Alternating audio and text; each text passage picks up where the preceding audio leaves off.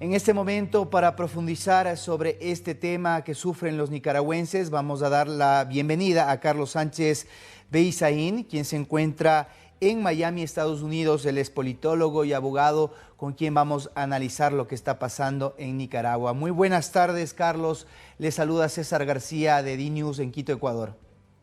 Mucho gusto, César. Un saludo a usted y a toda su importante audiencia en toda la región. Muy bien, coméntenos cuál es la lectura que usted tiene sobre lo que está sufriendo Nicaragua en este mismo momento. Daniel Ortega ya en su quinto periodo consagra su dictadura y ahora en una franca arremetida en contra de la libertad de religión y de pensamiento en ese país. Bueno, este no es un proceso netamente nicaragüense. Vale la pena recordar que Nicaragua es una de las 4 dictaduras del denominado socialismo del siglo XXI o castrochavismo. Es la dictadura que se ha creado en este siglo por la recuperación de la dictadura cubana en la alianza que hizo Hugo Chávez con Fidel Castro y que se ha expandido en el siglo XXI, teniendo como dictaduras hoy día a Cuba, que es la dictadura jefe, a Venezuela, que es la plataforma principal, a Bolivia y a Nicaragua. Y lo que está pasando en Nicaragua es algo que ha pasado hace mucho tiempo y sucede permanentemente en Cuba. Es algo que acontece en Venezuela y que tiene además la característica de presos políticos, perseguidos políticos, ejercicio del poder por medio del terrorismo de Estado y crímenes de lesa humanidad, como sucede también en Bolivia. Lo que estamos viendo hoy día en Nicaragua no es sino una expresión de la expansión del castrochavismo a la dictadura de Nicaragua, porque eso no es un proyecto nicaragüense, y el ataque contra la Iglesia Católica y el ataque contra los valores religiosos se produce después de haber encarcelado a todos los líderes de la oposición política que están injustamente encarcelados y vilmente sentenciados por los jueces y tribunales infames de la dictadura de Nicaragua, igual que lo que hacen y están haciendo los tribunales infames de la dictadura de Cuba con los jóvenes que salieron a manifestarse el 11 de julio del año pasado, o igual de lo que hace la dictadura de Bolivia con los 98 presos políticos que tiene y la sentencia de 10 años de cárcel que ha dado contra la expresidente Yanine Áñez. Es la misma metodología, son los mismos operadores. Y en la dictadura de Nicaragua, además de eso, lo que ha hecho es acabar prácticamente con la prensa libre. Solamente anteayer ha intervenido 3 radios católicas, pero antes de eso ya intervino, cerró, clausuró y se apropió indebidamente de medios de comunicación escrita y de televisión. Nicaragua tiene cerca de 300 presos políticos, tiene cerca de 200,000 exiliados, mientras Cuba tiene más de 1,000 presos políticos y ha exiliado la mitad de su pueblo en los últimos 63 años. Venezuela tiene cerca de 500 presos políticos y tiene 7 millones de expatriados. Bolivia tiene 98 presos políticos y cerca de 8,000 exiliados. Entonces, estamos viendo en Nicaragua la crisis de un modelo dictatorial de naturaleza criminal fuertemente vinculado al narcotráfico, porque además estos países son narcoestados que ahora remete con la Iglesia Católica. Y el tema al que se refieren los expresidentes que firman el documento de idea es algo que se está pidiendo desde hace muchos días, porque la dictadura de Nicaragua la ha emprendido contra la Iglesia Católica, tiene al obispo de Matagalpa recluido en su curia, claro. Ha encarcelado 3 sacerdotes, ha expulsado a las siervas de María que hacían una misión de carácter absolutamente humanitario, está cerrando instituciones religiosas e incluso ha cerrado, como se menciona en ese documento, la oficina de la Academia Real de la Lengua Española. O sea, estamos en una situación en la que el ejercicio de la tiranía por medio de terrorismo de Estado es extremo. Y frente a todo eso, lo que llama la atención es que el Papa Francisco permanece callado, no ha defendido nunca a las víctimas de las dictaduras de Cuba, Venezuela, Bolivia y Nicaragua. Más bien Francisco se ha declarado amigo y aliado de los casos de los dictadores. ¿Cuál sería la importancia? Y ahora le cae esta crítica. ¿Cuál sería la importancia justamente de que se atienda a esta solicitud de idea por parte del Papa Francisco? Recordemos que él ya ha tenido también otros pronunciamientos en temas similares cuando se han atentado a los derechos de libertad de expresión. Sin embargo, sobre Nicaragua, mutis en el foro. Sobre Nicaragua, sobre Cuba, sobre Venezuela y sobre Bolivia, sobre las dictaduras del socialismo del siglo XXI, del castrochavismo, el Papa Francisco no dice nada. Y cuando dice algo, es algo que trata de presentar a las dictaduras en el discurso y en la narrativa falsificada de las dictaduras como si fueran procesos políticos o sociales, cuando en verdad son crimen organizado. Ahora, respondiendo a su pregunta, yo creo que lo más importante que ha sucedido es que el Papa Francisco está siendo señalado por la sociedad latinoamericana y americana, por la prensa libre, porque hay cantidad de columnas y artículos que se han escrito en las últimas semanas, por los expresidentes de América Latina y por los defensores de la libertad y la democracia, como el Papa de las dictaduras. El Papa Francisco está señalado como el Papa de las dictaduras del castrochavismo. Y haga lo que haga o diga lo que digan aquí en adelante, va a ser muy difícil eso para su imagen, que esperamos no comprometa a la Iglesia Católica y a la profesión de fe que tiene la Iglesia Católica de defender los derechos humanos, la libertad, la vida, aunque se trate de amigos del Papa, que en este caso son los dictadores. Ahora, haciendo un paréntesis en este posible pronunciamiento que se exige al Papa, ¿usted cómo ve la posición que debe tomar el continente americano? Hubo recién una censura por parte de los miembros de la OEA, en donde con una gran mayoría de países se rechazó lo que está sucediendo en Nicaragua. Más allá de eso, ¿cuáles deberían ser las posturas del contexto internacional para poder dar una respuesta contundente a la violación de los derechos humanos que se está produciendo en Nicaragua? Mire, yo creo que la etapa de las declaraciones ya ha topado a su nivel más importante y no puede producir más resultado. Hay que pasar en la comunidad internacional y a partir de los líderes democráticos de las Américas y el mundo, primero a sanciones inhabilitantes a la dictadura en Nicaragua para que caiga la dictadura. Esa dictadura se sostiene haciendo negocios con las democracias. La dictadura de Nicaragua, como la de Cuba, la de Venezuela, la de Bolivia, se sostiene con créditos de la comunidad internacional y con intercambio comercial con los países democráticos. Entonces hay que aplicar sanciones inhabilitantes del tipo de sanciones que se están aplicando hoy día a Rusia. Hay que empezar por retirar los embajadores de Nicaragua y de parte de los países democráticos. Hay que continuar estableciendo sanciones que le impidan comerciar. Hay que atacar y hay que cerrar el sistema financiero público y privado de la dictadura en Nicaragua. Y hay que llevar adelante, además, mecanismos establecidos en la Carta Democrática Interamericana.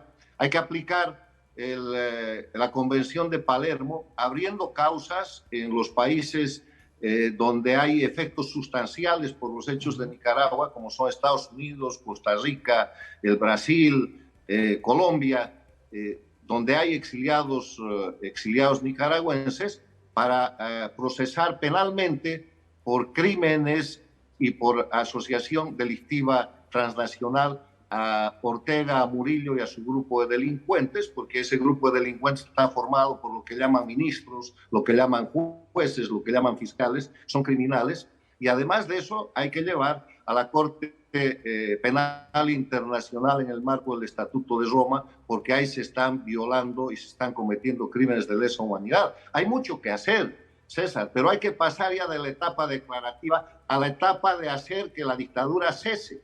Las dictaduras no se van, a las dictaduras hay que sacarlas. Y para sacarlas no es necesario el uso de las armas o de la violencia con la que esas dictaduras se sostienen. Es necesario el uso de la ley internacional y de la solidaridad de los líderes y los países democráticos que tienen que ayudar a través de sanciones inhabilitantes, o sea, sanciones de verdad, más allá de quitarles la visa o más allá de hacer ciertas restricciones de intercambio. Hay que inhabilitarlos comercialmente y procesarlos penalmente. Y de esa manera las dictaduras van a caer y los pueblos se van a liberar. Porque el pueblo de Nicaragua, como el pueblo de Cuba, como el de Venezuela, como el pueblo de Bolivia, están en resistencia civil, pero están en un estado de indefensión donde necesitan que la comunidad nacional cumpla y haga cumplir las normas del derecho que existen. Hemos tenido en exclusiva en DNews una entrevista esta mañana con nuestro compañero Darío Mirraqui con la hijastra de Daniel Ortega, Zoila Murillo, Zoila América Murillo, quien ha narrado hechos realmente contraproducentes, abominables, de los que ella fue víctima en el entorno familiar de Ortega, lo que da cuenta de que estamos hablando no solo de un dictador, sino de una persona que está gobernando un país centroamericano con características perturbadoras para la región. Mire, la denuncia de Zoila es la denuncia de que su padrastro, Daniel Ortega, la ha violado repetidamente. Es la denuncia de pederastría, que también hay denuncias de eso probadas respecto al dictador Evo Morales en Bolivia. Y el negocio principal de la dictadura de Cuba es la prostitución auspiciada por el Estado a través del turismo para que turistas de países extranjeros vayan a tener accesos ilegales con menores de edad. Eso está ampliamente documentado por cantidad de investigaciones y de documentos legales. Eso se llama crimen, César. Eso es el crimen organizado transnacional. Y en el caso de las dictaduras castrochavistas, Cuba con Castro Díaz-Canel, Venezuela en su momento con Chávez, ahora con Maduro, Bolivia con Evo Morales y Arce Catacora, y en este caso específico Nicaragua con Daniel Ortega y su esposa Rosario Murillo, estamos hablando de una organización transnacional de crimen organizado, donde igual cometen violaciones bárbaras de derechos humanos, como esta de perseguir a periodistas, a candidatos, a sacerdotes, torturarlos, encarcelarlos, destruir la propiedad. Igual cometen delitos de corrupción, han convertido sus países en narcoestado, pero además de eso cometen delitos sexuales de abuso de menores de la peor especie, como los que ha probado Zoila en esa denuncia. Ahora, ¿qué es lo que hay que hacer como parte de una salida? Usted ya ha hablado del contexto internacional, pero recordemos también que hay un contexto mundial en donde de alguna forma Rusia, en el marco de la guerra, también ha buscado estrechar sus lazos principalmente con este tipo de dictaduras. En ese sentido, ¿cuál sería geopolíticamente la necesidad de identificar lo que podría ocurrir en esta relación entre Rusia y sus intereses y la protección que podrían adquirir a través de armamentos este tipo de países? Ya está identificado y eso ya ha sucedido, César. Hay dos Américas en el siglo XXI, una América democrática, donde rige el respeto a la vida, a la libertad, donde hay Estado de Derecho, donde hay separación e independencia de los poderes públicos, donde hay elecciones libres y donde los gobernantes llegan por un tiempo determinado, cesan el poder cuando han cumplido ese tiempo y tienen obligación de rendir cuentas en función de haber cumplido la ley. Esos países son democracias y gracias a Dios son todavía la mayoría en las Américas. Y la otra América es la América de las dictaduras, que el año 1999 solo tenía una dictadura, la de Cuba, y que se han expandido y ahora son Venezuela, Bolivia y Nicaragua, y que tienen dos países paradictatoriales, países democráticos, con gobiernos al servicio de las dictaduras, que son Fernández Kirchner de Argentina y López Obrador en México. En ese escenario, con la guerra de invasión de Rusia a Ucrania, lo que ha pasado es que Rusia, otra dictadura, está tratando de expandir para formar un bloque de los países no democráticos en el mundo y en vez de que hayan dos Américas, hayan dos mundos que chocan en el siglo XXI. Y el mundo de las dictaduras está claramente integrado por Rusia, por Irán, que es una dictadura teocrática, la China, que no es una democracia, es una dictadura, la China comunista, y Corea del Norte.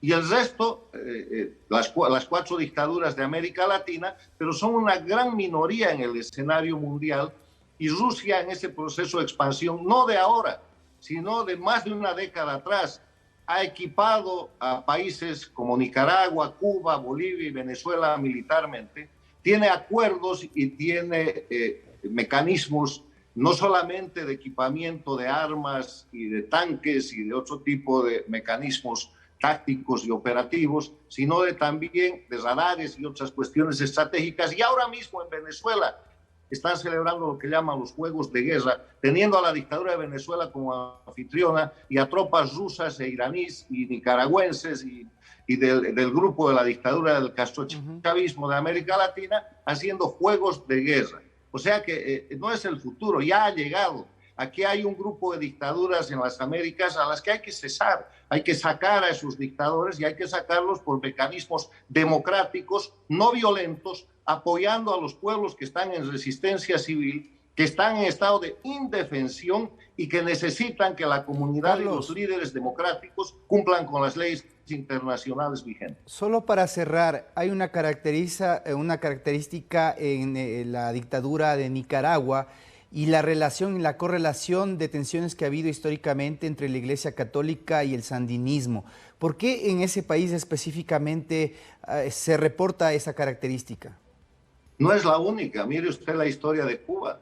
¿Dónde está la Iglesia Católica en Cuba y por qué cosa ha pasado? Ha pasado por lo mismo. En la década de los 60 por persecuciones, por exilios, después han venido una suerte de acuerdos, pero básicamente lo que ha hecho Cuba es dar a su población una educación atea, o sea, para quitarle los valores humanistas de la libertad. No se trata de que sea la religión católica o cristiana o lo que sea, se trata de evitar que crean en un ser superior para que crean en el Estado y estén sometidos a ellos. Es el fundamento del entrenamiento delictivo, que en su momento se llamó comunismo y que ahora simplemente es crimen organizado. Mire usted Venezuela, mire usted Bolivia. En Bolivia han destrozado la relación con la Iglesia Católica, le han quitado a través de la no renovación de licencias la mayoría de los medios de comunicación que tenía el sistema católico y el sistema evangélico, porque no solamente es una parte de la religión, y la confrontación no ha llegado al punto de romper, de asaltar iglesias o de llenar santos, pero la iglesia ha denunciado a la dictadura de Evo Morales en reiteradas ocasiones y la relación es muy mala y la iglesia es objeto de represión. Y lo que pasa en Nicaragua es ya una situación llevada al extremo por un dictador tiránico que después de haber encarcelado prácticamente a todo el mundo, sin ninguna consecuencia seria a nivel internacional, cree que puede asaltar iglesias, que puede romper estatuas de santos y que puede masacrar a los sacerdotes, y eso es lo que está pasando. Y déjenlo que siga haciendo lo que está haciendo y mañana es capaz de cualquier cosa, porque esta gente sabe que la única manera que tiene de sobrevivir es detentar violenta e indefinidamente el poder. Gracias, y la Carlos. democracia tiene que saber que la única manera de acabar con esta gente es a través de la aplicación de las normas internacionales. Ok, perfecto. Te agradecemos mucho, Carlos Sánchez, por tu aporte en ese análisis de lo que está viviendo Nicaragua a través de la dictadura de Daniel Ortega y su confrontación con la Iglesia Católica. Que tengas muy buenas tardes. Gracias por haber estado con nosotros. Vamos por los gafetes, están acá.